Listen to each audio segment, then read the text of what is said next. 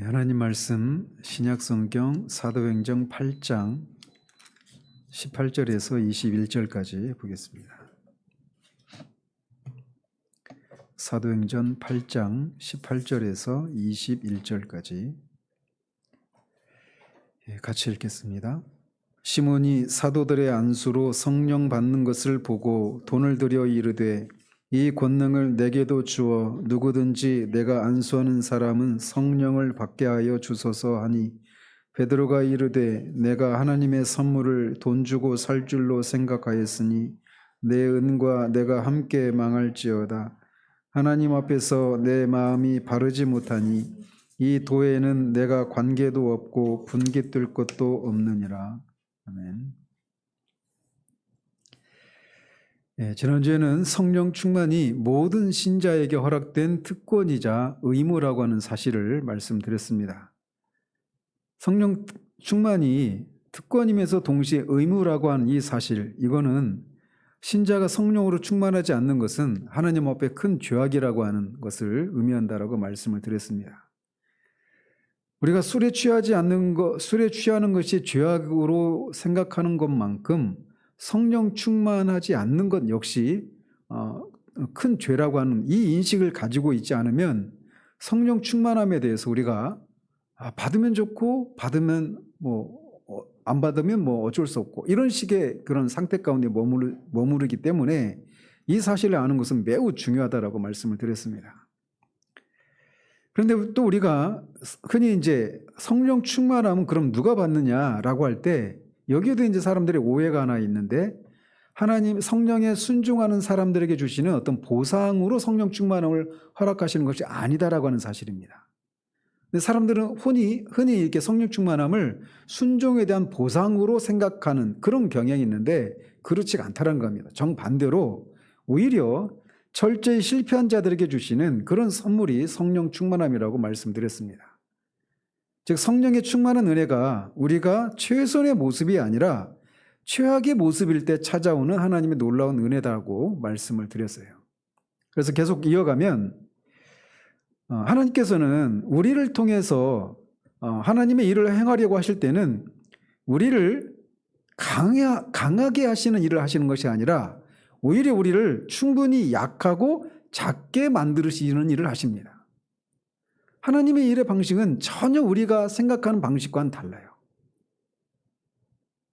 그래서 우리로 하여금 쓰라린 실패 경험을 통해서 스펄전 목사가 말하는 것처럼 우리의 위대한 자아를 깨뜨리는 일을 하십니다. 그래서 이 죄악된 자아를 깨뜨리는 것보다 의로운 자아를 깨뜨리는 것이 더 어렵다라고 말씀드렸죠. 의로운 자아가 하나님 앞에 문제가 된다라는 생각을 거의 대부분 하지 못합니다. 그래서 하나님을 기쁘시게 해드리기 위해서 내가 일을 하는데 그게 내가 내 힘으로는 할 수 없고 오직 성령의 은혜로만 가능하다라고 하는, 그래서 성령의 능력을 힘입어서 하는 것이 아니라 의로운 자아의 힘으로 그것을 행하는 경우들이 많아요. 그러다 보니까 하나님의 일을 하면 할수록, 그래서 그 일을 통해서 어떤 성과가 나면 날수록 사람이 자꾸 높아지고 교만해지고 더 이게 딱딱해지는 그런 어떤 일들이 발생하는 이유가 바로 여기에 있는 겁니다. 그래서 하나님은 먼저 우리로 하여금 쓰라린 실패를 경험하게 하시는 일을 하시는 겁니다. 그래서 우리 자아를 깨뜨리시는 일을 하시는 거예요. 그리고 그 과정 속에서 우리 육신의 한계에 봉착하게 하시고 자아의 막다른 길에 이르게 하시는 겁니다. 그 과정 속에서 우리는 우리의 명성에 금이 가고 우리의 얼굴에는 수치로 가득하게 됩니다. 그때마다 우리의 교만한 자아는 상처를 입고 신음하고 괴로워하게 되는 거예요. 그리고 그런 과정들이 바로 우리의 육신이, 우리의 자아가 깨뜨려지는 과정이라는 것이죠. 그래서 이런 연단을 통과하는 동안에는 모든 것이 어둡게만 보입니다. 소망도 끊어지고 하나님이 주신 것 같은 꿈도 소망도 다 산산이 부서진 것 같은 그런 어두운 시기를 지나게 됩니다. 현실은 암담하기만 하고 회복의 가능성은 보이지 않게 됩니다. 이렇게 될 때 일반적으로 우리의 반응은 어떻습니까? 낙심하고 절망하고 포기하죠. 그런데 그런 과정을 통해서 이게 나를 하나님이 깨뜨리시는 과정이구나 라고 하는 것을 깨닫는 이런 지식이 없으면 그냥 거기서 그냥 포기하고 말아요. 나는 안 되는구나 하고 포기하고 만단 말이죠. 근데 그게 목적이 아니에요. 궁극적인 목적이. 그걸 통해서 하나님의 능력만 의지하게 하시는 이런 과정인데 이것에 대한 지식이 없으면 그냥 포기하고 만단 말이죠. 아니면은 이 전에 드렸던 그 어떤 노력과 열심을 더 배가하는 방식으로 그거를 어떻게 극복해 보려고 합니다. 그러나 그때마다 계속 하나님이 실패를 경험하게 하시는 거예요. 그래서 존 뉴턴이라고 하는 분이 쓴 그 시를 이제 박영돈 교수가 이제 그 자신의 말로 이렇게 새롭게 이제 재해석을 하면서 번역을 했는데 그 시 속에서 낭망한 영혼의 심령 깊은 곳에서 나오는 그런 고뇌와 외침을 우리가 잘 볼 수가 있습니다. 그래서 그거를 한번 이렇게 옮겨보면 이렇습니다. 존 뉴턴이라고 하는 분이 쓴 건데 이거를 이제 좀 재해석한 거예요. 나는 더 큰 믿음과 사랑 안에 자라며 모든 은혜로 충만하기를 간절히 구했네. 그러나 주님은 내가 구한 축복 대신 내 마음의 숨은 사악함을 드러내시며 지옥의 성난 권세가 내 영혼에 엄습하게 하여 나를 더욱 공고케 하며 나의 모든 계획이 어긋나게 하며 나를 꺾으시고 나를 바닥에 낮추셨네. 주여 왜 나를 이렇게 대하십니까? 나를 죽이려 하십니까? 주께서 대답하시기를 바로 이것이 너의 기도에 대한 나의 응답이다. 네가 당한 시련은 너의 자아를 교만해서 자유롭게 하고 세상의 즐거움을 향한 너의 계획을 무산시켜 내 안에서 모든 것을 추구하게 하려고 내가 동원한 연단의 방편이었다. 이 하나님이 우리를 하나님의 일에 쓰시기 위해서 우리의 자아를 깨뜨리시는 과정 가운데 우리 영혼이 겪게 되는 이 고뇌와 외침이라는 거죠. 이것을 우리가 알아야 됩니다. 근데 이런 내용에 대해서 잘 모르는 경우들이 많아요. 존 뉴턴이 잘 이렇게 묘사했듯이 하나님은 간혹 우리의 기대와는 정반대로 우리를 인도하시는 경우들이 많습니다. 그래서 많은 경우 우리의 기도와는 정반대로 응답하시는 그런 경우들이 있어요. 그래서 은혜로 우리가 충만케 해달라고 하는 기도에 대해서 오히려 우리를 비우는 그런 손길로 응답하시기도 하십니다. 우리는 채워달라고 기도하는데 하나님은 우리를 비우시는 일을 하셔요.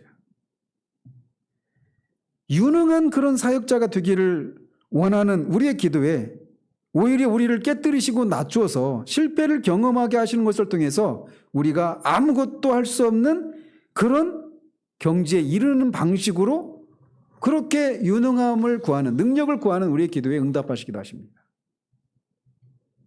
그래서 마치 축복을 바랬더니 재앙이 임한 것 같은 그런 당혹스러움을 맛보게 하시는 일을 하나님은 하십니다. 그분의 선하신 섭리와 지혜 가운데 그런 일을 하시는 거예요. 그런데 바로 그 재앙이 사실은 재앙이 아니죠. 재앙처럼 보이지만 그거는 위장된 축복입니다.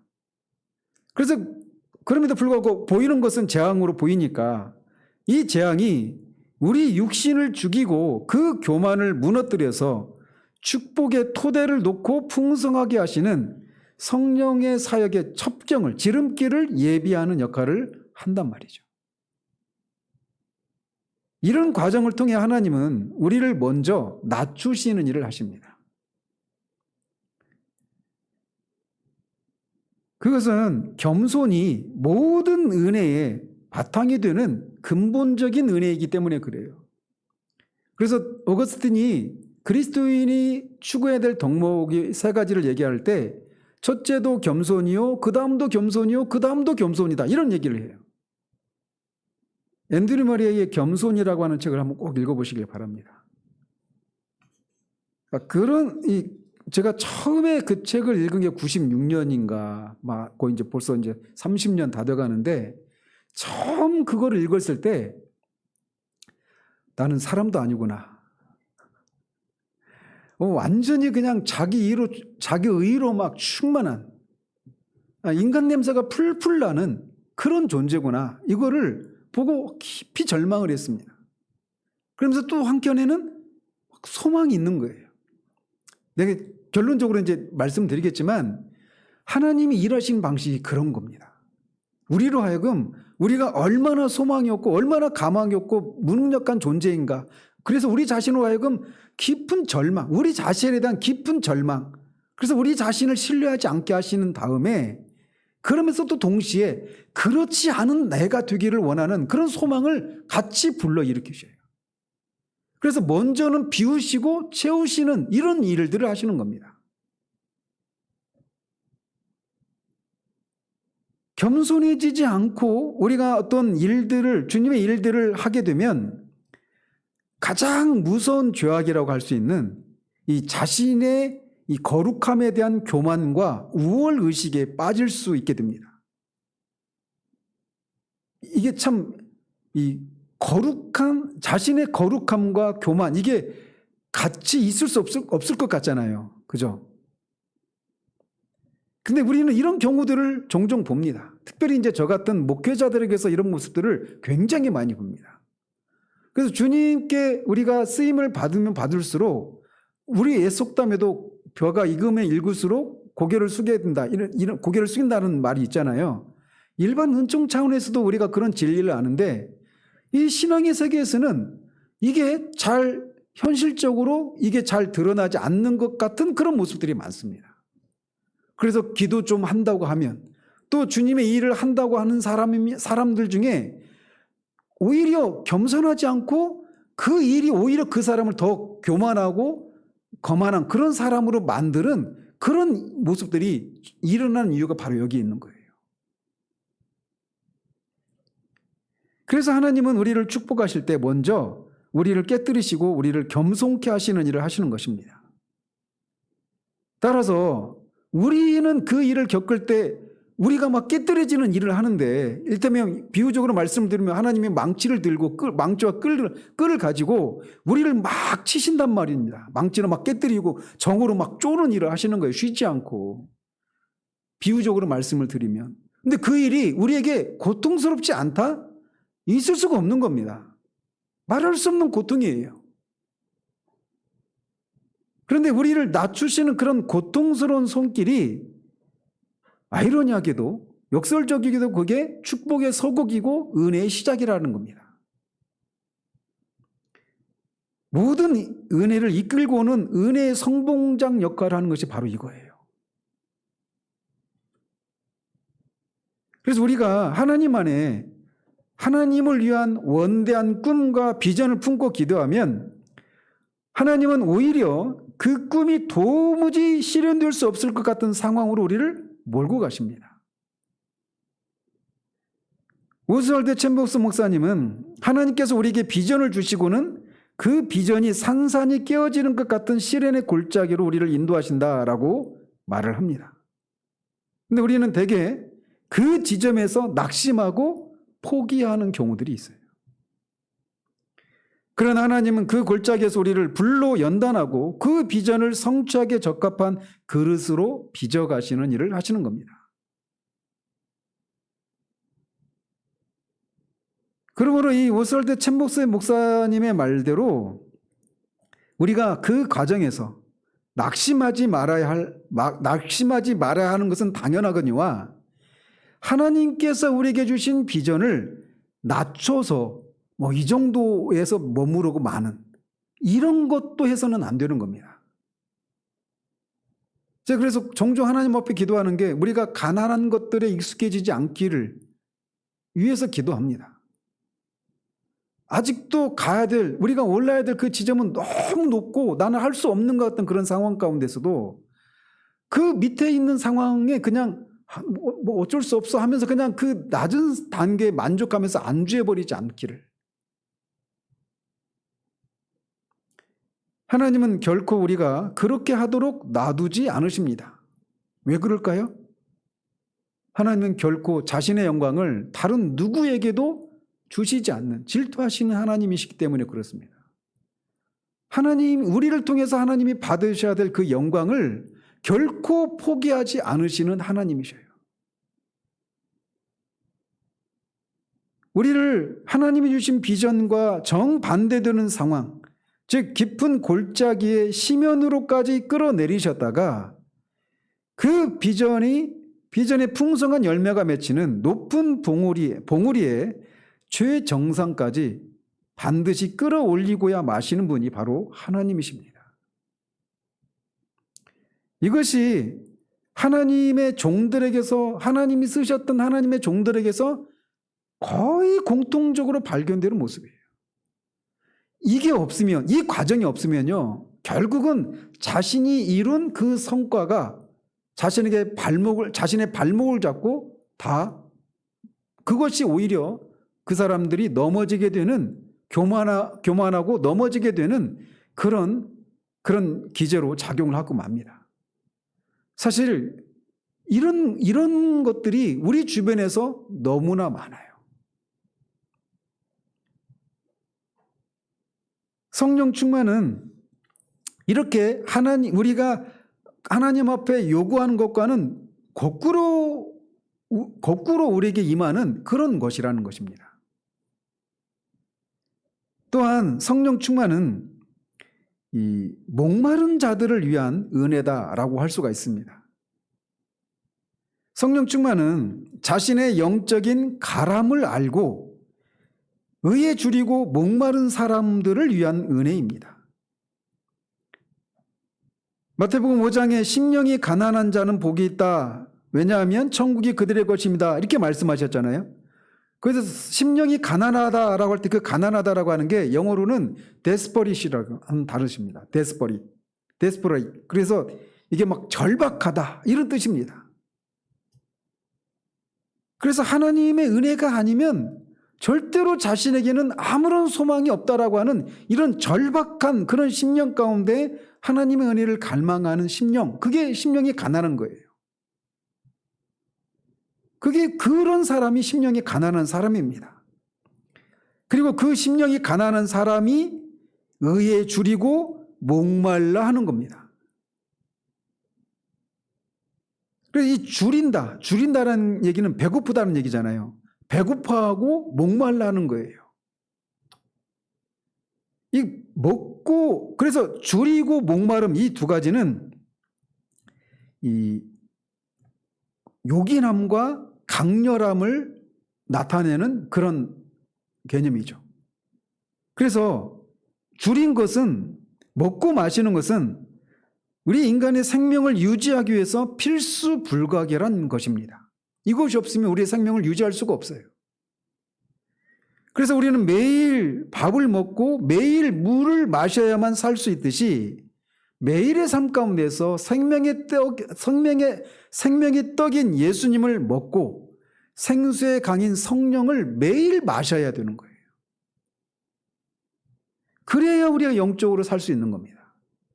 한번 수련회에 가서 한번 은혜 몽땅 받고 1년 동안 연금 타먹듯이 그렇게 조금씩 받은 은혜를 조금씩 소비해가는 이런 게 신앙생활의 형태가, 정상적인 신앙의 형태가 아니라는 것이죠. 예수와 성령은 우리에게 없어서는 안 될 매일의 양식과 생필품보다 더 요긴한 것이다 라고 할 수가 있습니다.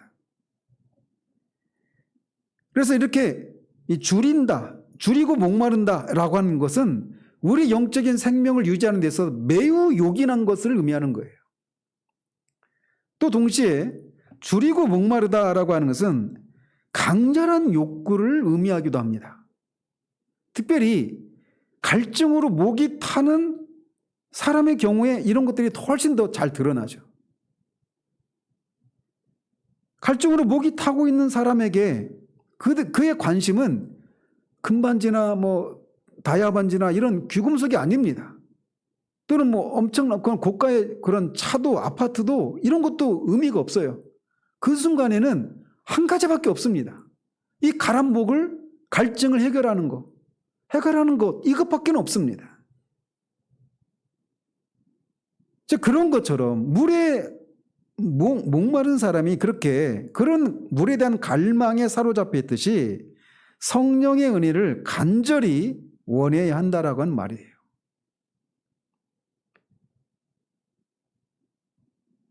로이드 존스는 여기서 말하는 목마른 사람은 성령의 생수가 없이는 더 이상 살 수 없다고 느끼는 사람이라고 그렇게 말을 했습니다.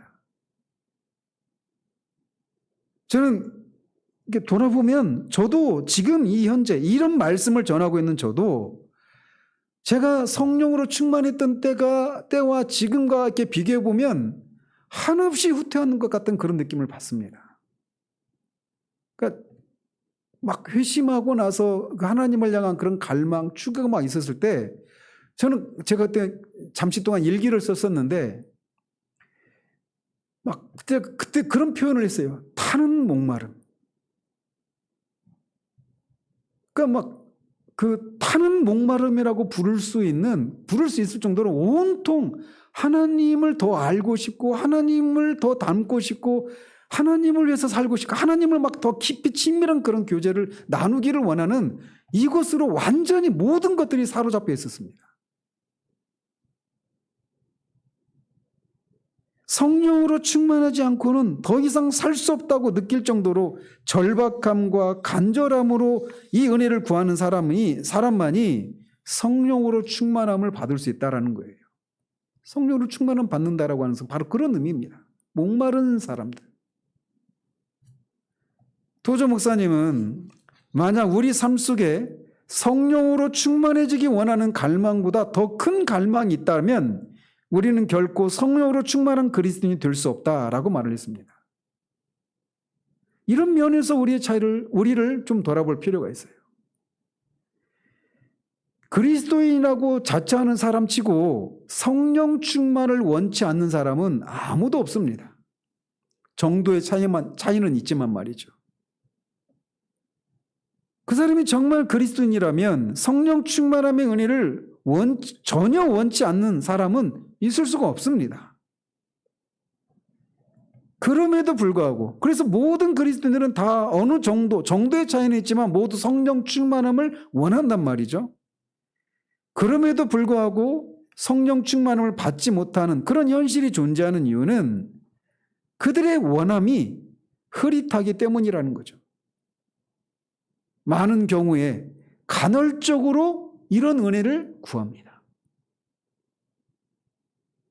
지속적이면서도 꺼지지 않는 그런 열망이 없어요. 그래서 이렇게 성령 충만함에 대한 말씀을 들을 때는 성령 충만함을 받고 싶다. 받아야 된다. 이런 갈망을 느꼈다가도 성령 충만함보다 더 큰 갈망이 우리에게 찾아올 때는 이게 잊혀져 버린단 말이죠.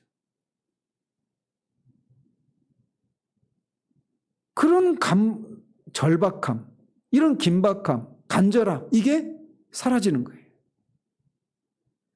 이런 식으로 간헐적으로 추구하는 세월을 계속 반복하잖아요. 그럼 어떻게 됩니까? 해보다가 안 되고 해보다가 안 되고 이러니까 나중에는 안 해버립니다. 많이 해봤지만 안 되는데 뭐 어쩔 수가 없다 이렇게 돼버리는 거예요. 그리고는 스스로 기준을 낮추는 겁니다. 그리고 낮은 기준 안에서 자신을 보고 만족하는 겁니다. 지난주에도 말씀드렸죠. 영적인 성장에 있어서 가장 위험한 적이 뭐라고요? 자기 만족이라고 그랬잖아요. 자기 만족. 내가 세워놓은 기준. 또 이 시대의 교회가 이 시대에서 어떤 이 시대에서 통용되고 있는 신앙의 기준에 맞추어서 스스로 이만하면 됐다라고 하는 생각들을 가진다는 거죠. 그리고는 만족하든지 아니면은 나중에는 결국은 성령 충만을 내가 어떻게 성령 충만을 더 구할 수 있겠어? 나이도 이제 많고 뭐 기도할 힘도 없고 이러는데 어떻게 그냥 하면서 그냥 현실에 그냥 안주하며 살아가는 겁니다.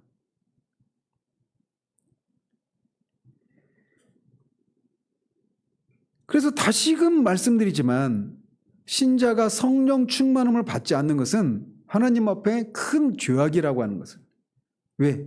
성령님이 모든 신자들 안에 거주하시는 목적이 뭐냐면 성령께서 우리의 주인이 되셔서 우리의 삶을 주장하시기 위해서, 지배하시고 통치하시기 위해서, 왕으로서, 주인으로서 그걸 위해서 거하시는데 거기에 우리가 순종하지 않고 반항하는 거란 말이에요. 그렇기 때문에 성령 충만을 받지 않는 것은 큰 죄악이란 말이죠. 이런 인식을 우리가 가져야 됩니다. 하나님, 나는 이제 나이도 많고 뭐 할 만큼 했고 해도 안 되는데 더 이상 어떻게 할 수가 없습니다. 우리끼리는 그럴만하네요.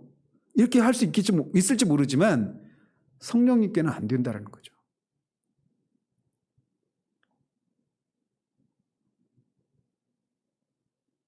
이렇게 성령 충만을 원하지만 받지 못하는 이유 중에 하나가 그들의 삶 속에 성령으로 충만해지는 것보다 더 갈망하는 것이, 더 큰 갈망이 있기 때문에 그래요. 성령의 소욕을 쫓아서 살기보다는 육신의 소욕을 따라 살기를 더 원하기 때문에 그렇습니다. 이렇게 마음이 둘로 나뉘면 성령을 향한 이 욕망이 세상을 향한 더 큰 욕망의 시녀 역할을 합니다. 그러니까 이게 다른 말로 말하면 세상에서 우리가 잘 되고 번성하기 위해서, 번영하기 위해서 성령의 능력을 필요로 하는, 성령의 능력이 내가 더 큰 내 안에 있는 그런 세상에 대한 욕망을 충족시켜주기 위한 수단과 보조 수단이 되고 마는 거예요. 그렇지만 거룩한 성령의 은혜가 부패한 육신의 소욕을 채워주는 방편으로는 사용될 수가 없는 일입니다. 그런데 이것을 우리가 구하는 거예요. 그러니까 성령 충만을 못 받는다는 거죠. 성령님은 말 그대로 거룩하신 영으로서 우리를 거룩하게 하시는 영입니다. 그래서 성령이라고 부르기도 해요. 거룩하게 하시는 영이시니까. 그분이 거룩한 영이시기도 하셔서 성령이라고 부르기도 하지만 우리를 거룩하게 하시는 일이 그분의 사역이기 때문에 성령, 거룩한 영 이렇게 부르는 겁니다.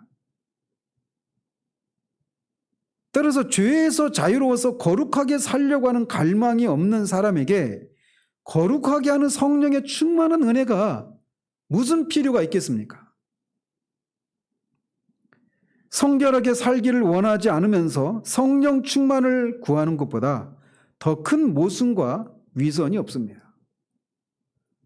오늘날은 성령 충만함, 성령의 능력을 구하고 은사를 구하고 이런 것들이 많은 경우에 그것을 통해서 하나님 앞에 더 우리가 죄를 짓지 않고 거룩한 삶을 살고 우리 안에 성령의 열매가 풍성히 맺히는 것을 통해 하나님께 영광 돌려드리기 위한 이것이, 그것을 위해서 성령을 구하는 것이 아니라 성령의 능력을 통해서 우리가 다른 어떤 내가 영광을 받고 내가 성공을 하는 것, 이것을 위해서 성령을 구하는 이런 것 때문에 우리가 성령의 충만을 받지 못하는 경우들이 많다라는 겁니다. 성령으로 충만하면 자신에게 영광을 돌리고 자신을 드러내는 것을 심히 부끄럽게 생각하는 거룩한 수줍음이라고 하는 것이 우리 안에 가득하게 됩니다. 그럼에도 자신의 이름을 내고 자신의 영광과 명성에 집착하는 이들이 성령 충만을 원하는 이유가 무엇일까요? 그들이 진정으로 원하는 것은 성령 충만이 아니라 자기 성공을 위한 것입니다. 자기 성공과 자기 영광을 위해서 그 능력을 필요로 하는 거예요. 오늘 본문에 나오는 이 마술사 시몬처럼 말이죠.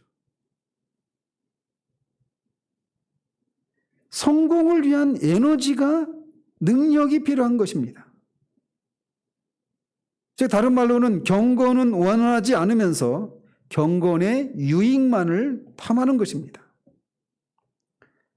그래서 이런 것들이 교인들의 경우에는 거룩하게 사는 것보다는 현세적인 행복과 기쁨과 평안을 얻기 위해서 성령 충만을 구합니다.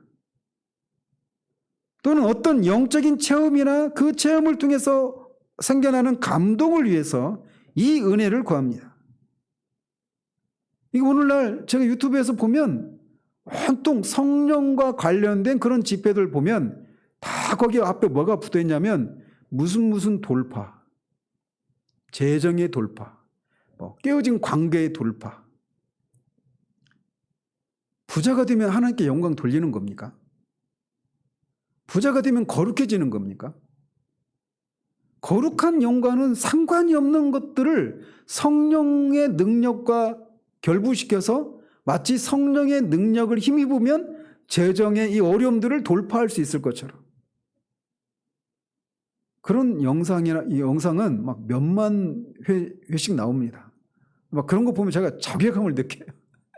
우리 20 몇 번, 많으면 30 몇 번 이러는데.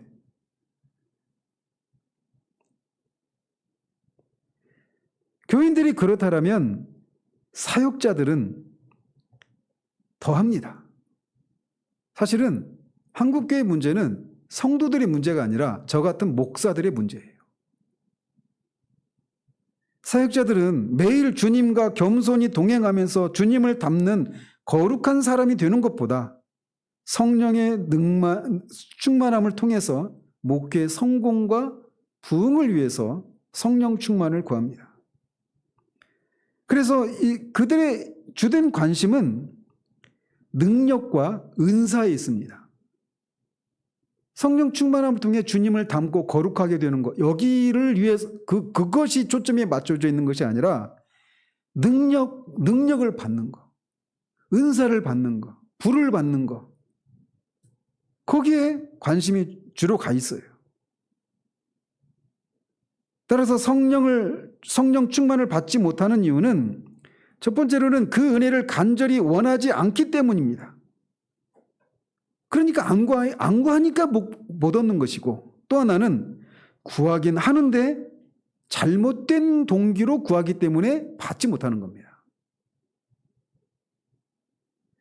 특별히 저 같은 목회자의 경우에는 잘못된 동기로 구하는 경우에 이런 오류에 빠지기가 쉽습니다.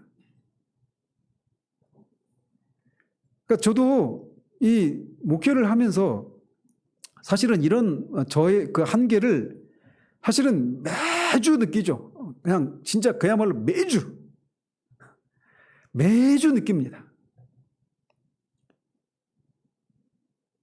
그렇기 때문에 정말 이렇게 말씀을 전할 때 성령의 능력이 나타나서 정말 막 회심하는 사람들이 확 생겨나는 이런 일들이 있기를 정말 간절히 소망합니다.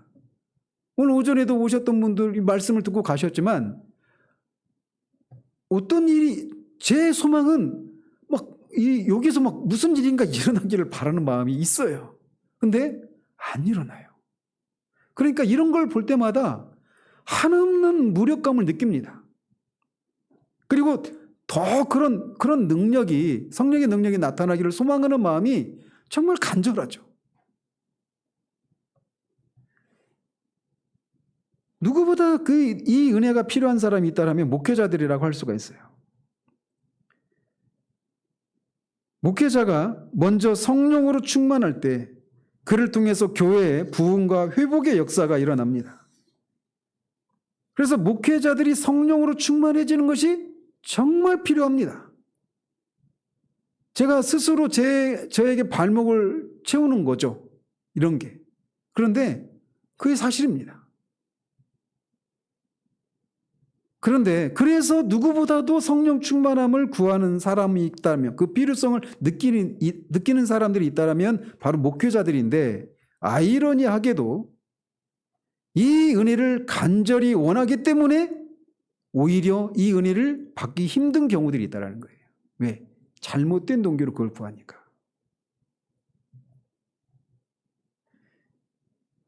성령 충만에 대한 강렬한 욕구가 오히려 성령 충만을 받지 못하게 합니다. 왜냐하면 성령 충만을 추구하는 목회자의 열심이 얼마든지 자신의 성공과 명성에 대한 욕망에서 비롯된 것일 수 있기 때문에 그래요. 목회 성공과 교회 부흥에 대한 야망과 집착이 클수록 성령 충만을 자신의 비전과 목적 성취를 위한 방편으로 삼으려고 하는 그런 유혹에 빠지기 쉽습니다. 근데 이게 목회자 자신도 속아요. 내가 성령 충만을 구하는 것이, 영혼들의 그런 휴심의 역사가 나타나기를 구하는 것이, 교회가 더 양적으로 질적으로 성장하기를 구하는 것이 이게 하나님의 영광을 위한 것이다라고만 생각합니다. 근데 그 밑에 자신의 그런 것을 통해서 그런 일을 해내는 나, 이런 나를 쓰시는, 하나님이 쓰시는 나, 여기에 초점을 두고 그걸 구할 수 있단 말이죠. 근데 이게 교묘하게 포장되어 있기 때문에 목회자 자신도 속고 교인들도 속는 거예요.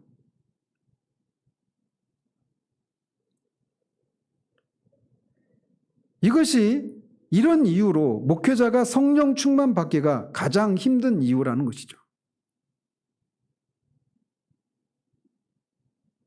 거룩한 성령을 자기 실현의 원동력으로 이용하려는 목회자의 은밀한 종교적인 정욕이 처리될 때까지는 성령 충만을 받을 수가 없습니다.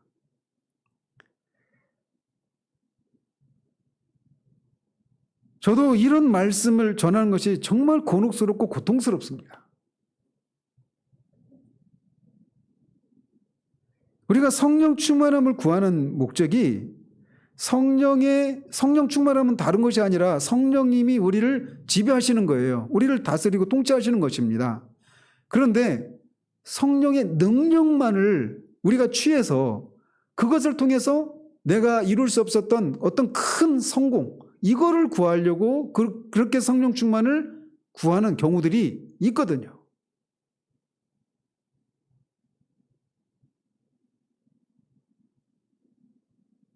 그러니까 성령 충만에 대한 이 갈증이 결국은 성령 자신에 대한 갈증이 아니라 내 성공과 이 영광을 위한 갈증인 이런 경우들이 있다는 거죠.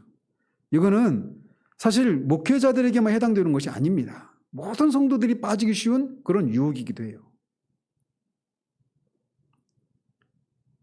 따라서 우리는 내가 진정으로 성령 충만을 원하고 있는가를 냉철하게 돌아보아야 합니다. 왜 내가 성령 충만을 구하는지, 성령으로 충만해서 무엇을 하려고 하는지 우리 마음속에 깊이 숨겨진 동기를 점검해 볼 필요가 있습니다. 어떻게 들으실지 모르겠지만 제가 96년도 얘기인데 벌써 이제 횟수로 28년 됐네요. 29년 됐나요? 그때 여름 이제 제가 청년 때인데 여름 수련회를 앞두고 한 달 넘게 이제 금요일 날마다 교회에서 금요 철회를 했습니다. 그리고 개인적으로는 매일 기도했죠. 수련회를 앞두고. 기도 제목이 뭐였냐면 하나님을 만나는 것이었어요. 그렇게 간절히 저뿐만 아니라 교회적으로 그렇게 기도하고 수련회를 갔습니다. 강원도 철원인가 어디 그쪽으로 갔었는데 3박 4일이었거든요. 수련회가. 근데 수련회를 갔는데 교회에서 예배 드릴 때는 늘 은혜가 있었습니다. 그러니까 저는 휴지가 없이 예배 드리는 게 불안할 정도로 늘 예배 가운데 그런 은혜가 있었어요.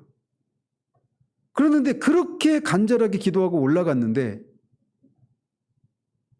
은혜가 없는 겁니다. 수련회 때. 그렇게 하루가 지났어요. 근데 문제는 나만 없는 것 같아요. 다 은혜를 누리는 것 같은데 나만 못 누리고 있는 것 같아. 그러니까 이제 내려갈 날은 이제 하루가 없어졌으니까 이제 더 조급한 마음이 있죠. 근데 이틀째가 되고 그런데도 이제 은혜가 없는 거예요, 계속. 그래서 막 금식에 들어갔습니다. 금식을 하면서 은혜를 주시기를, 하나님이 저를 만나 주시기를. 그렇게 이틀 3일째까지 구했습니다. 3일째 밤에는 제가 더 이상 부르짖을 수 있는 힘이 없을 정도로 이렇게 하나님 앞에 부르짖고 간절히 기도했습니다. 어떻게 됐을까요? 아무런 일도 안 일어났습니다. 저는 완전히 패배의식을 완전히 이제 끝난 겁니다. 이제 그게 마지막 집회였고, 다음날 새벽에 이제 마무리, 근데 이 새벽이 그냥 거의 요식행위 같은 것이었어요. 그냥 잠깐 모여서 잠깐 마무리 기도하고 아침 먹고 가는 이런 새벽 기도였어요. 그렇게 하고 더 이상 어떻게 밤에 더 이상 기도할 힘이 없을 정도로 그렇게 진이 빠지도록 기도했는데도 아무런 일도 안 일어난 겁니다. 교회에 있을 때보다. 아주 처참한 심정으로 그냥 잠을 잘 수밖에 없었어요. 그리고 아침을 맞았는데 이제 다 끝난 겁니다. 뭐 말씀도 안전하니까 새벽에. 잠깐 한 5분 말씀 전했나?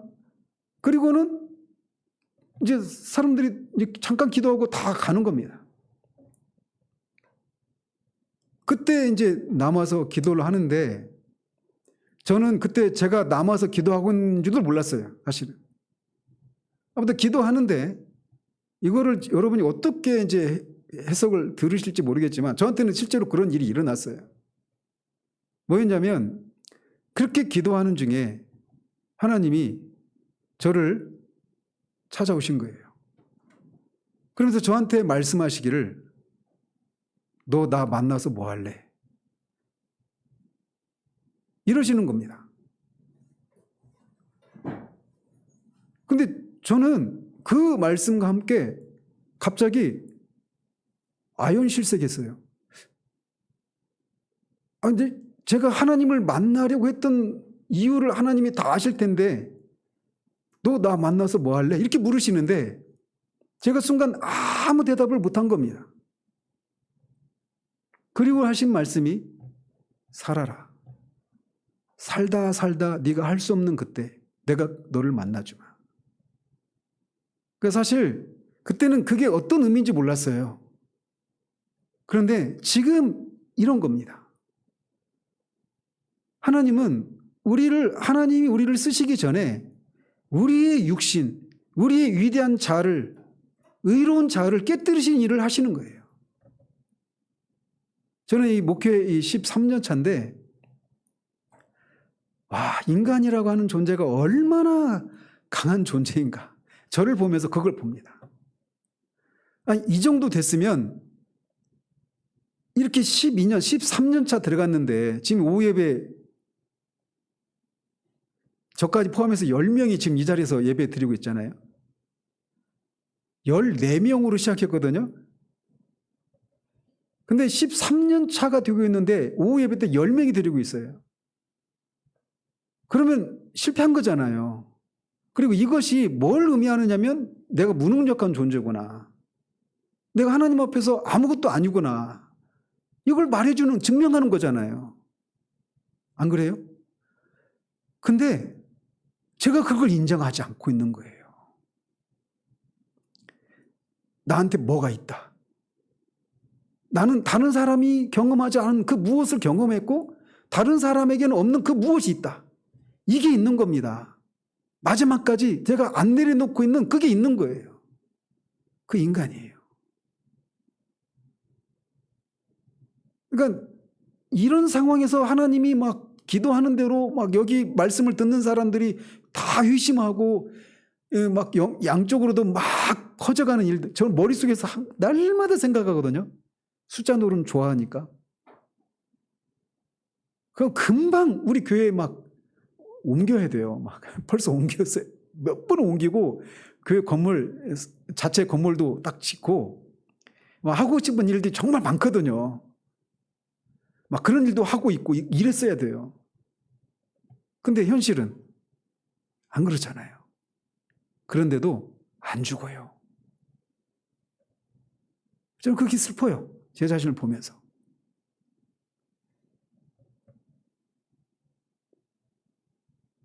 그러니까 하나님의 은혜를 구하고 있으면서도 나는 못 보지만 하나님이 보시는 불순한 동기들이 있는 겁니다. 그러니까 안 들어주시는 거예요. 성령 충만은 우리의 전 인격과 삶이 성령에 의해서 지배되는 것을 의미합니다. 즉 하나님께서 우리의 삶의 왕이 되셔서 그분의 통치를 행사하시는 것을 뜻하는 거예요. 은혜의 왕노릇에서 말했던 것처럼 왕노릇이기 때문에 그렇게 주권적으로 통치하시는 것입니다. 그런 것처럼 성령이 우리 안에 그렇게 왕으로서 주님이 뜻하시는 대로 원하시는 대로 그렇게 쓰시는 거예요. 그렇게 사용하시는 겁니다. 그게 성령 충만인 거예요. 따라서 하나님 대신 우리가 우리 삶과 소유의 주인 행사를 하는 한 성령께서는 우리를 다스릴 수가 없는 겁니다. 로버트 멍어의 내 마음 그리스도의 집에서 맨 마지막에서 하는 게 뭡니까? 내 소유권을 주님께 내어드리는 겁니다. 소유권 등기 이전을 하는 거예요. 그 전에도 주님이 우리 가운데 모셔서 서재를 바꾸고 거실도 바꾸고 주방도 바꾸고 이런 일들을 하는 겁니다. 그런데 여전히 손님으로 오셔서 그렇게 그분의 요구에 우리가 맞춰드리는 거예요. 주님은 오셔서 주인으로서 오시기를 원하시는데 우리는 여전히 손님으로 맞아들이고 있는 겁니다. 그래서 그분의 능력으로 그분의 보유하심으로 내가 한몫 보려고 한몫 얻어보려고 내 명성과 내 영광을 취하려고 하는 것.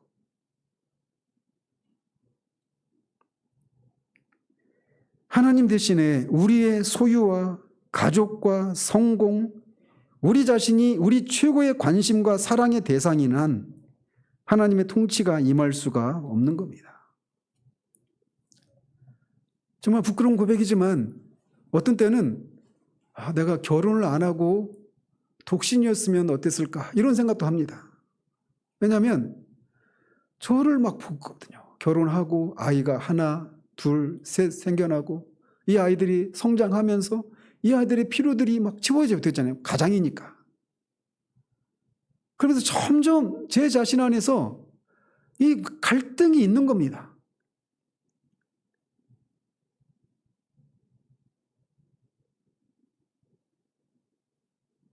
성령이 우리를 지배하기 위해서는 우리의 소유권이 하나님께 양도되어야 합니다.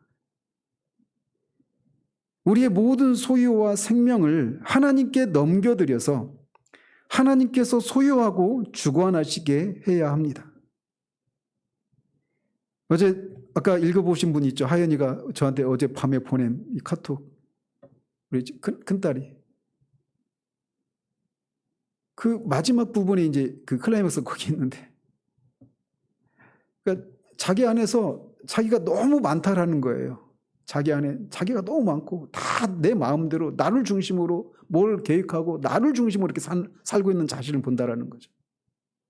그러면서 지난 여름에 했던 그 가을에 했던 그 설교를 듣고 십자가에서 이런 나를 위해서 하나님이 나를 먼저 사랑하셨는데 그것도 감당치 못할 건데 그 아들이 나를 대신해서 죽으셨다. 그리고 그걸 통해서 내가 구원받았다라고 하는 것을 깨닫고는 하나님이 이런 나를 위해서 하나님 자신을 주셨는데 내가 내 자신을 하나님께 내어드리지 못한다는 건 있을 수가 없는 것이다.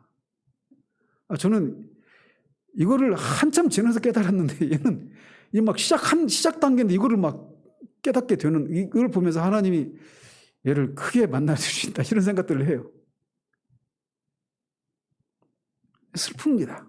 이게 저한테는 이게 너무 큰 슬픔이에요.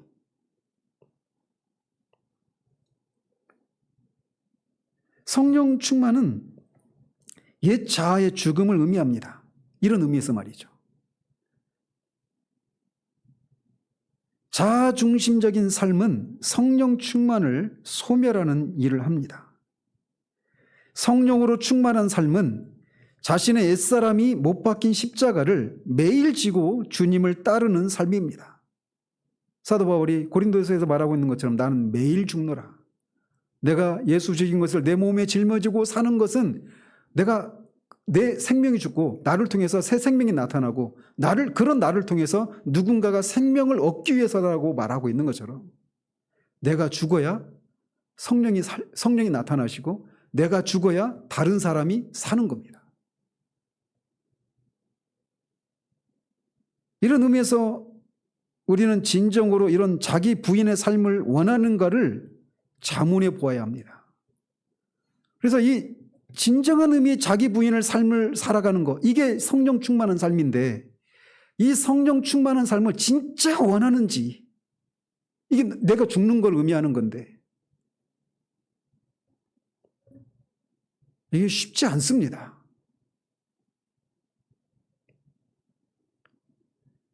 내가 성령 충만하기를 원하는 그 한 가지 이유가 바로 주님의 기쁨이 되는 것인가? 어떻게 해야 될까요? 그러니까 이 비결은 뭐냐면 영적 사고방식에서 말씀드린 것처럼 하나님의 영광의 탁월하심을 우리가 바라보는 겁니다. 그분이 얼마나 영광스럽고 탁월한 분이신가. 내가 없어도 완전하신 하나님. 나는 이따가 사라지면 흔적조차 없어지고 말 존재이지만 하나님은 내가 있기 전에도 하나님이셨고 내가 사라진 후에도 여전히 완전하신 하나님, 아무런 부족함이 없으신 하나님.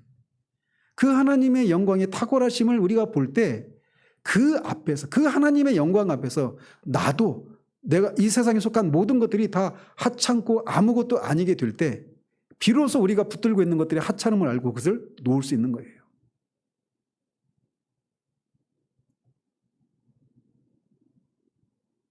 우리가 정말 죄를 철저히 배격하고 주님의 기쁘신 뜻대로 거룩하게 사는 것이 성령 충만하기를 원하는 이유인지 정직하게 돌아봐야 합니다. 우리 평생의 가장 큰 소원이 예수 그리스도를 닮는 것에 있는지, 왜냐? 성령이 충만한 상태, 즉 성령이 우리를 지배하시는 목적은 뭐냐? 우리가 로마서 8장에 있는 것처럼 아들의 형상을 닮아가도록 하기 위해서 성령님 우리 안에 거하시는 거니까. 또는 갈라디아서 5장 22절 23절에 있는 것처럼 성령의 열매를 풍성히 맺어서 주님의 아름다운 형상을 반영하는 그런 사람이 되는 것이 성령 충만의 목적인지 돌아봐야 돼요. 너 나 만나서 뭐 할래? 라고 물어보시는 것처럼 너 성령 충만 받아서 뭐 할래? 그거 어디다 쓸래? 이런 질문 앞에 우리가 이런 이유 때문입니다라고 감히 말할 수 있는, 이게 아니면 우리는 성령 충만을 바른 동기로 구하고 있다라고 말할 수가 없는 거예요. 주님의 몸된 교회와 하나님 나라를 위해서 헌신하고 주님의 남은 고난을 우리 육체에 채우기를 원해서 성령 충만함을 구하는지 이걸 봐야 됩니다. 이런 거룩한 목마름이 있어야 우리가 진정으로 성령 충만을 원하는 것이다, 이렇게 할 수가 있는 겁니다. 이렇게 보면 와, 성령 충만 이건 진짜 못 구할 것이구만, 이런 생각을 하실 수도 있어요. 그런데 성령님이 우리 안에 거하시는 궁극적인 목적은 바로 이것입니다. 그리고 이것은 성령님이 절대로 포기하실 수 없어요. 따라서 이런 목마름이 있어야 되는데 이 목마름을 어떻게 회복할 수 있을까요? 이건 약간 순환 논리 같은 것인데 목마름을 회복하기 위해서는 목마름을 느껴야 합니다. 근데 이게 진리예요. 요한복음 4장에 보면 수가성 여인이 있죠. 수가성 여인과 주님과의 만남이 있습니다. 예수님은 자신을 생수의 근원으로 소개하시죠. 그 생수의 근원 되신 우물 앞에 나오면 갈증을 느끼게 됩니다. 수가성 우물가에서 예수님을 만난 사마리아 여인이 그랬죠. 그러니까 언젠가도 말씀드렸지만 요한복음 4장에서 주님과 그 수가성 여인과 나눈 대화와 앞에 3장의 니고데모와 예수님과 나눈 대화가 이게 서로 바뀌어 있는 것 같아요. 안 그래요? 상식적으로 생각하면 거듭나야만, 물과 성령으로 거듭나야만 하나님 나라에 들어갈 수 있다, 이 말씀이 수가성의 여인에게 해야 되고, 이 모든 유대인들에게 존경을 받는 니고데모 같은 사람은 그 안에 있는 그 영혼의 갈증, 이런 것들과 관련 영혼 생수의 강, 이런 얘기를 니고데모에게 해야 될 것 같잖아요. 그죠? 상식적으로 생각하면 그렇잖아요. 근데 정반대로 얘기합니다. 예수님이 실수하셨을까요? 아니에요. 그러니까 니고데모 같이 누구라도 거듭났다라고 하나님 나라는 따놓은 당상이라고 생각되는 사람도 거듭나야 된다라고 하는 것을 강조하고자 위함입니다. 그리고 사마리아에 있는 그 수가성의 여인과 같이 그렇게 도덕적으로 문란하고 그런 여인이라 하더라도 그 영혼에는 이 갈증이 있다라는 겁니다. 어쨌든 주님은 결코 실수해서 그렇게 사람을 바꿔서 대화하신 게 아니에요. 이 여인은 이미 5명의 남편이 있었고 지금 현재 6번째 남편과 살고 있는 여인이었어요. 얼마나 나쁘끄러운 그런 상황입니까? 그러니 사람이 다니지 않는 정오에 나왔던 거죠. 그런데 주님은 그녀의 이 목마름 속에 숨겨져 있는 영적인 공허를 보시고 그것을 해소할 수 있는 생수를 소개하십니다. 내가 주는 물을 마시는 자는 영원히 목마르지 아니하리니 나의 주는 물은 그 속에서 영생하도록 솟아나는 샘물이 되리라. 이 말씀이 본인도, 그 수가성의 여인 본인도 몰랐던 영적인 목마름을 터뜨리는 그런 촉매 역할을 한 거예요. 그러면서 하나님에 대한 갈증을 그 여인이 되찾게 되는 겁니다. 그래서 와보라 라고 사람들을 예수님께로 소개하는 일을 하는 거예요.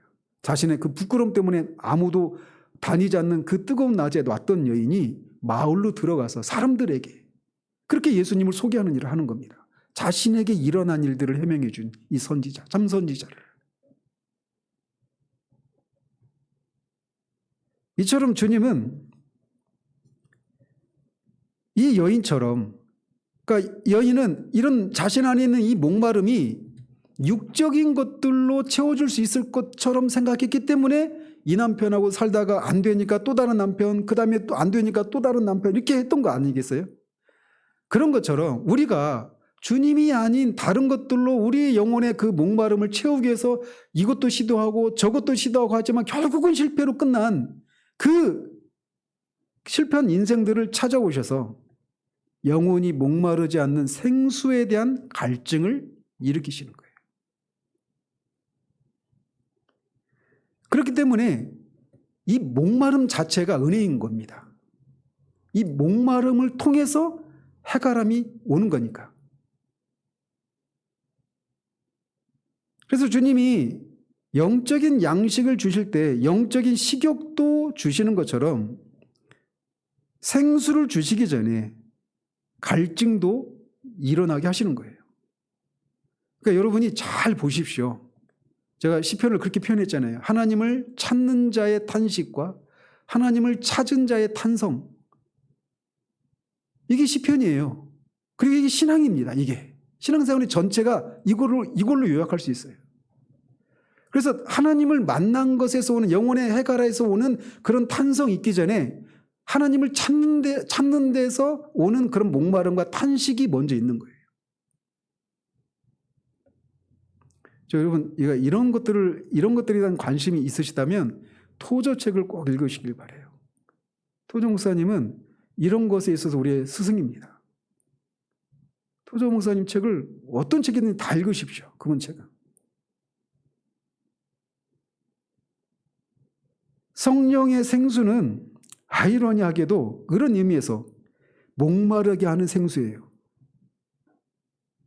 근데 마치 바닷물을 마시면 어떻게 돼요? 계속 이 삼투압 현상 때문에 또다시 막 목마름이 일어나잖아요. 그러다 결국은 이제 다 죽죠. 그죠? 근데 바닷물은 그렇지만 생명의 생수인 성령은 목마름을 일으키는데 그래서 또 다른 그런 갈증을 일으켜서 그 해결을 해주시는데 우리를 파멸하는 것이 아니라 우리를 더욱더 풍성한 대로 이끌어 가시는 생수이고 갈증이라는 겁니다. 따라서 이 목마름은 성령 충만의 시작입니다. 제가 아까 들으려고 해서 들은 게 아니라 우리 박 집사님 목소리가 커서 이 안에 있는데도 들리더라고요. 이런 얘기 들으면 집사님처럼 사모님처럼 내가 되지 못하고 있는 나 자신을 보면서 막 마음이 상하고 막 이런 얘기 했죠. 근데 그런 자신을 보는 것이 고통스럽죠. 그 자체로는. 근데 그게 또 다른 이게 목마름이에요. 이게 은혜를 주시기 위해서 우리의 한계를 우리의 필요를 절박하게 인식하게 하는 방식으로 그 목마름을 불러일으키시고 그 목마름을 쫓아서 채워주시는 겁니다. 항상 하나님이 하시는 일이 그거예요. 아까 말씀드렸죠. 제가 앤드류 머리의 그 겸손이라는 책을 처음 읽고 나는 인간도 아니야 이런 생각을 했다고 그랬잖아요. 그 사실을 인해서 막 하나씩 부끄럽고 절망스러우면서도 동시에 그렇게 되고 싶은 소망이 내 안에 또 있는 겁니다. 항상 그런 식으로 하십니다. 영적인 성장에 있어서 가장 무서운 적이 뭐라고요? 자기 만족이에요. 근데 이 목마름이 있는 한 자기 만족이 있을 수가 없는 겁니다. 그렇다고 해서 하나님이 내게 주신 것들의 은혜에 대한 감사가 없느냐? 아니, 있어요. 그걸 인해서 막 감사하고 기쁘고 막 충만하고 막 사는 것처럼 살다가도 또 다른 더 큰 것에 대한 갈망, 목마름이 생겨나는 겁니다. 하나님이 하시는 일이 그거예요. 정상적인 그리스도인의 모습은 그런 것이 계속 순환해서 이게 선순환을 통해서 계속 성장해 나가는 겁니다. 이것은 마치 그래서 이 목마름이라고 하는 것은 강렬한 욕구인 동시에 지속적인 욕구여야 합니다. 이것은 마치 우리가 일상의 삶을 살아갈 때도 매일 먹잖아요. 밥을. 어제도 먹었는데 오늘 또 점심 맛있게 먹었죠. 너 내일 안 먹습니까? 또 먹잖아요. 오늘 막 맛있게 아까 시원이 찬물 좋잖아요. 맛있게 시원하게 마셨어요. 내일 안 마셔요? 또 마신다고요. 성령 충만은 매일 물을 마시는 것과 같은 일상적인 일이어야 하는 겁니다. 이게 유별난 일이어서는 안 되는 거예요. 근데 이게 이렇게 안 돼 있으니까 마치 유별난 일인 것처럼 그렇게 여겨지는 시대를, 그런 가난한 시대를 우리가 살고 있는 겁니다. 이거는 영적인 생명이 있는 사람이라면 자연스럽게 나타나는 자연현상일 뿐입니다. 영적으로 자연스러운 현상일 뿐이라는 거죠. 따라서 우리에게 이런 목마름이 없다라고 하는 것은 우리가 지금 심각한 영적인 질병에 걸려있다는 것을 의미하는 거예요. 중병에 걸려있는 사람이 식욕이 없고 또 갈증도 제대로 느끼지 못할 수 있는 것처럼 영적으로 질병에 걸려있는 사람이 줄이고 목말라하지 않는 이런 모습으로 나타난다는 거죠. 그런데 건강을 회복할 때 첫 번째 현상이 뭡니까? 잃었던 식욕이 돌아오죠. 그죠? 마찬가지입니다. 영적으로 우리가 성령 충만함에 대한 이 갈망을, 이 충만함을 받기 위해서 필요한 게 목마름이잖아요. 근데 이 목마름 자체를 향한 목마름, 이게 우리 가운데 생겨나는 것이 우리가 회복으로 들어가는 첫 번째 단계라는 거예요. 그렇기 때문에 제가 하나님이 가장 기뻐하시는 마음이 어떤 마음이라고요? 상한 심령이에요. 상한 심령. 이 상한 심령은 이게 정말 이 그리스도인들에게 있어서 하나님이 은혜를 주시는 통로예요. 그게 존 버년이 표현한 것처럼 이 빈 냉장고와 같다, 이 빈 보물창고와 같다, 이런 얘기를 하잖아요. 상한 심령이 있어야 되는 거예요. 늘. 그러려면 어떻게 될까요? 항상 우리의 신앙의 표준이 어디여야 될까요? 우리 교회 누구가 아니라, 물론 그렇게 시작할 수 있죠. 처음에는 그렇게 시작하죠. 그런데 항상 우리 신앙의 표준은 말씀과 부흥의 시대 때 나타났던 교회의 모습, 이게 우리의 신앙의 표준이어야 되는 거예요. 이게 되면 우리 안에 나도 모르게 자기 만족에 빠져 있었던 우리가 아직도 나는 아무것도 아니구나, 아직도 갈 길이 멀구나, 이런 자신을 깨닫는 데서 오는 그런 절망과 함께 동시에 새로운 갈망이 우리 가운데 생겨나고 그 갈망을 쫓아서 우리가 소원한 것들을 채워주시는 일이 일어나는 거예요. 그러므로 저는 계속 말씀드리고 싶습니다. 저도 마찬가지고. 저는 우리 시대가 지금 이 코로나19 이후로 한국교회가 굉장히 급속도로 영적인 침체 가운데 빠져 있다고 생각해요. 한쪽에서는 막 정치에 관련된 그런 교회들이 막 목소리를 크게 내고, 저는 이게 지금 정상적인 교회의 모습이 아니라고 생각하거든요. 근데 어쨌든 대다수는 교회가 지금 전체적으로 영적으로 굉장히 이렇게 침체된 그런 상황 가운데 있다고 봐요. 이 상황 가운데서 우리가 그냥 거기서 왜 그런 거 있잖아요. 깊은 잠에 막 잠이 엄청 몰려오면 아무리 눈을 찌들려고 하고 막 정신을 차리려고 해도 주체할 수 없이 막 이렇게 막 그런 살인적인 그런 피로가 밀려오는 때가 있잖아요. 근데 지금 우리가 그런 때입니다. 제가 볼 때. 이런 속에서 우리가 가만히 떠내려가면 아무런 일도 일어나지 않고 그냥 이 시대가 흘러가는 지점으로 가게 됩니다.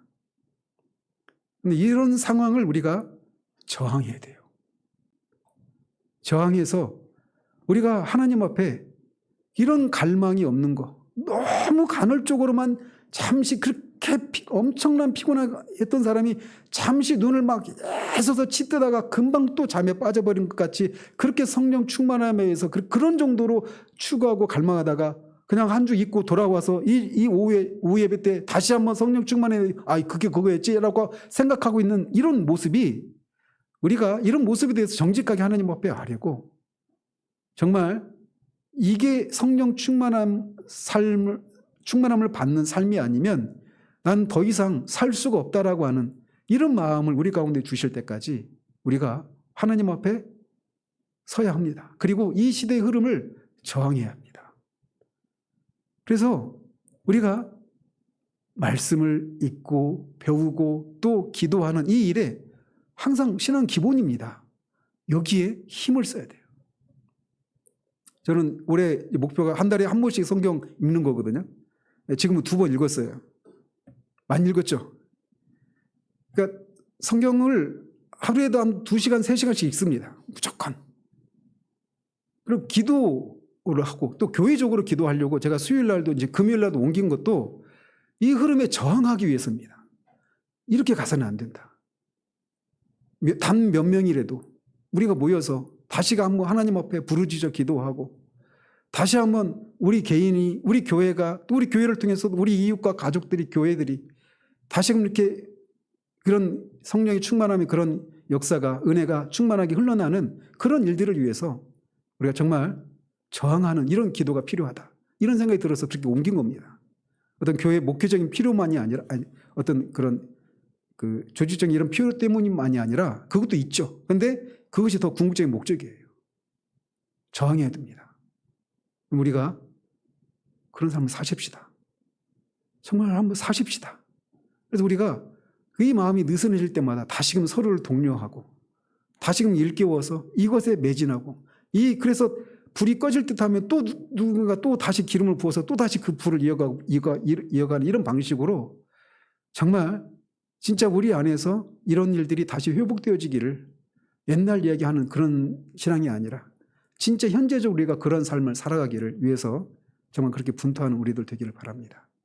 기도하겠습니다. 하나님 아버지, 성령 충만함은 실패한 자들에게 주시는 은혜이고 우리의 기도와 거꾸로 주어지시는 은혜이고 목마른 자들에게 주시는 은혜임을 우리가 살폈습니다. 그래서 누구나 모든 그리스도인들은 정도의 차이가 있지만 성령의 충만함을 구하기 마련인데, 그럼에도 불구하고 성령 충만함을 받지 못하는 이유가 그것을 간절히 구하지 않기 때문이고 또 잘못된 동기로 구하기 때문임을 우리가 살펴보았습니다. 우리 안에 이 성령 충만함에 대한 이 목마름이 없는 것이 더 큰 문제인데, 이 상황 속에서 이 목마름을 위한 목마름을 회복하기 위해서 우리가 분투하고 하나님께 부르짖고 그렇게 이 시대의 흐름을 거슬러 저항하는 그런 우리들로 나타날 수 있도록 우리를 새롭게 해주시기를 원합니다. 예수 그리스도 이름으로 기도합니다. 아멘.